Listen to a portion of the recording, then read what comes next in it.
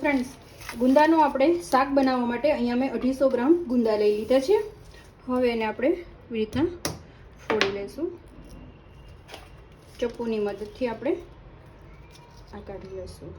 ડંઠલ આવી રીતના છે ને બે ભાગ આવી રીતના આખા નોખા નથી પાડવાના, કારણ કે આપણે ભરેલ ગુંદાનું કરીએ છીએ એટલા માટે. તો એ રીતના આપણે એના બીજ કાઢી લેવાના છે. અને આ શાક એટલું ટેસ્ટી બનશે ને ફ્રેન્ડ્સ કે તમે વાત પૂછો માં. જેટલું બનાવશો ને એટલું તમારે ઓછું જ પડશે, એટલું સરસ ટેસ્ટી બનશે. આવી રીતના કાઢ લેવું. હવે નિમક લઈ લેવાનું છે અને આવી રીતે છે ને એમાં આપણે મીઠું ભરી દેવાનું છે કે જેથી એની ચિકાસ છે બધી નીકળી જાય. અને થોડી વાર માટે આપણે સાઈડમાં રાખી દઈશું અને મસાલો આપણે રેડી કરી લઈશું. જુઓ, મેં છે ને પહેલાં આપણે લોટ શેકવાનો છે. તો અહીંયા ચણાનો લોટ લઈ લીધો છે. ગેસની ફ્લેમ એકદમ મીડિયમ રાખવાની છે અને આપણે લોટને શેકી લેવાનો છે.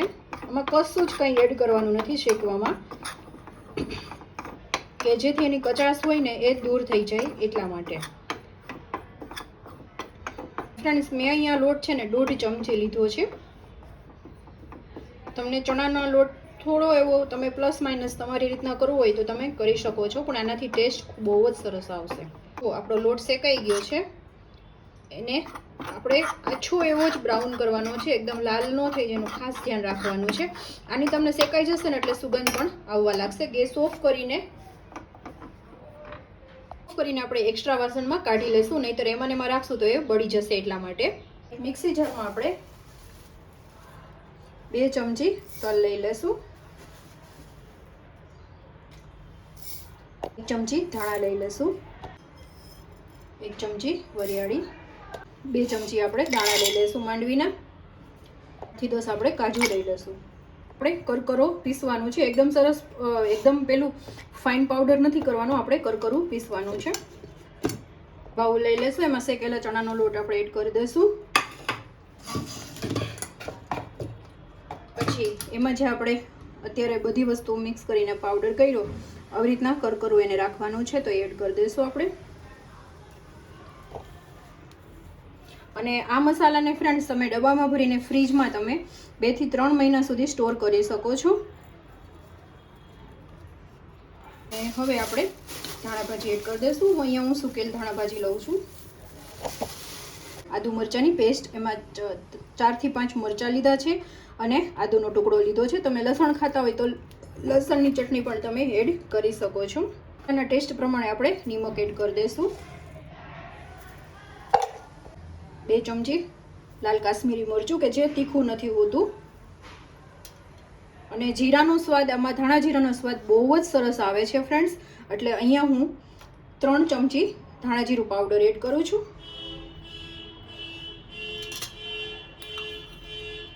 નાની 5 ચમચી ગરમ મસાલો. અહીંયા આપણે 1 લીંબુનો રસ એડ કરી દઈશું. આપણે લીંબુનો રસ એડ કર્યો છે એટલે 5 ચમચી આપણે ખાંડ એડ કરી દઈશું, કારણ કે ખટાશ છે એટલે એને બેલેન્સ કરવા આપણે ખાંડ એડ કરવી જ પડશે. હવે મસાલાને એકદમ સરસ રીતે આપણે મિક્સ કરી લઈશું. અને આ મસાલો એટલો સરસ બનશે ને કે ફ્રેન્ડ્સ, કે આમનો આ મસાલો છે ને ખવાઈ જશે, એટલો સરસ ટેસ્ટી બનશે. ફ્રેન્ડ્સ, ઉપરથી આપણે સેવ એડ કરવાની છે, કે જે નોર્મલ આપણે સેવ હોય છે ને એ સેવ એડ કરવાની છે. આ રીતની આપણે જે સેવ બનાવતા હોય છે ને એ સેવ આપણે એડ કરવાની છે. તો અહીંયા મેં 3 મોટી ચમચી લીધી છે અને એને છે ને એકદમ દરદરી પીસવાની છે, એકદમ પાવડર નથી કરવાનો, એટલે અલગથી એને પીસવાની છે. તો આપણે એકદમ સરસ રીતે મિક્સ કરી લઈશું. હવે ફ્રેન્ડ્સ, આપણે ગુંદાની ચિકાસ કાઢી લઈશું.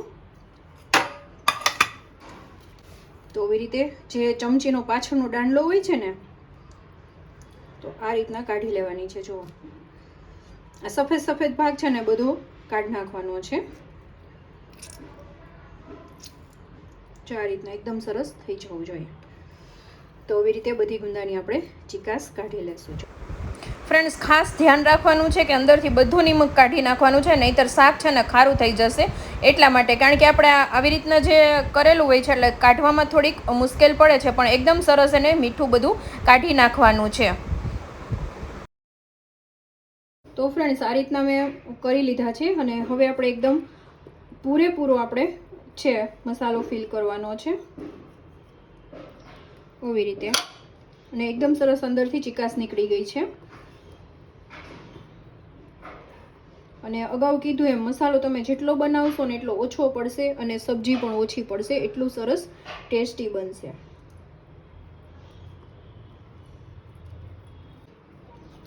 તો જો ફ્રેન્ડ્સ આપણા ગુંદા ભરીને રેડી થઈ ગયા છે. હવે આપણે અહીંયા સ્ટીમ કરવાના છે, એટલે નીચે પાણી રાખી દીધું છે અને આ રીતના મેં જાળી મૂકી દીધી છે. અને આપણે મૂકતા જશું આવી રીતે, બધા ગોઠવી દેશું આપણે આવી રીતે. હવે આપણે ઢાંકીને આપણે રાખી દેશું. તો ફ્રેન્ડ્સ આમાં છે ને હાઈ ફ્લેમ ઉપર 5 મિનિટ અને 10 મિનિટ માટે મીડિયમ ફ્લેમ ઉપર તમારે સ્ટીમ કરવાના છે. સ્ટીમ થઈ ગયા કે નહીં આપણે ચેક કરી લેશું. તો આવી રીતે ચપ્પુની મદદથી જો ઇઝીલી ચપ્પુ અંદર બેસી જાય છે, તમે જોઈ શકો છો. તો ફ્રેન્ડ્સ મેં અહીંયા છે ને 4 મોટી ચમચી તેલ મૂકી દીધું છે, એટલે કે 2 પાવડા જેટલું તેલ મૂકી દીધું છે મેં અહીંયા. તો આપણે એમાં હાફ ચમચી રાઈ એડ કરી દઈશું અને રાઈ ક્રેકલ થઈ જાય એટલે જીરું એડ કરશું, મીઠા લીમડાના પત્તા. અને જો તમને મેથીનો ટેસ્ટ ગમતો હોય તો તમે જે મેથીનો પાવડર હોય છે, મેથી એડ કરતા હોય સબ્જીમાં, તો એ એડ કરી શકો છો. ને એકદમ સરસ ક્રેકલ થઈ જવા જોઈએ તો જ ટેસ્ટ સરસ આવશે. હવે ચપટી જેટલી હિંગ એડ કરશું અને આપણે ગુંદા એડ કરી દઈશું.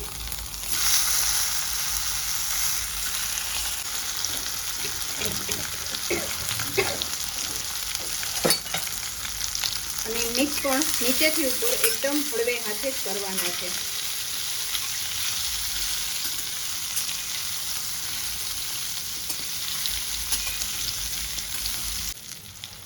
અને આવી રીતના આપણે એને 2 મિનિટ માટે થવા દેશું.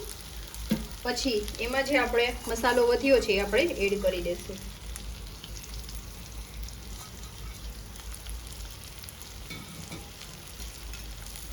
અને કલર માટે હું લાલ કાશ્મીરી મરચું 1 ચમચી એડ કરું છું, જેનાથી કલર ખૂબ જ સરસ લાગે છે.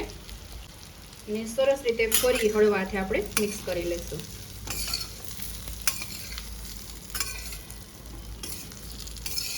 ભરેલા ગુંદાનું સબ્જી બની જશે અને ટેસ્ટમાં તો તમે વાત જ પૂછોમાં, એટલું સરસ બનશે. કારણ કે આપણે લાલ મરચું અને એડ કર્યું છે, તો ફરી અને આપણે 2 મિનિટ માટે સાતળી લેશું મસાલાને એકદમ લો ફ્લેમ ઉપર, કે જેથી લાલ મરચાંની જે કચાશ હોય છે એ દૂર થઈ જાય.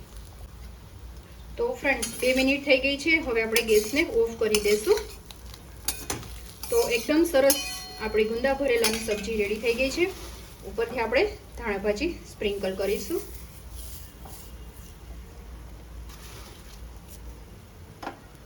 ફ્રેન્ડ્સ તો આપણી જે ગુંદાની સબ્જી બનીને રેડી થઈ ગઈ છે. એકદમ સરસ અને બહુ જ સરસ ટેસ્ટી લાગશે ફ્રેન્ડ્સ. તમને જોતા જ ખાવાનું મન થઈ જાય એટલી સરસ ટેસ્ટી બની છે ફ્રેન્ડ્સ. અને જો તો એકોય ગુંદામાંથી મસાલો આપણો નીકળ્યો નથી. તો છે ને ફ્રેન્ડ્સ,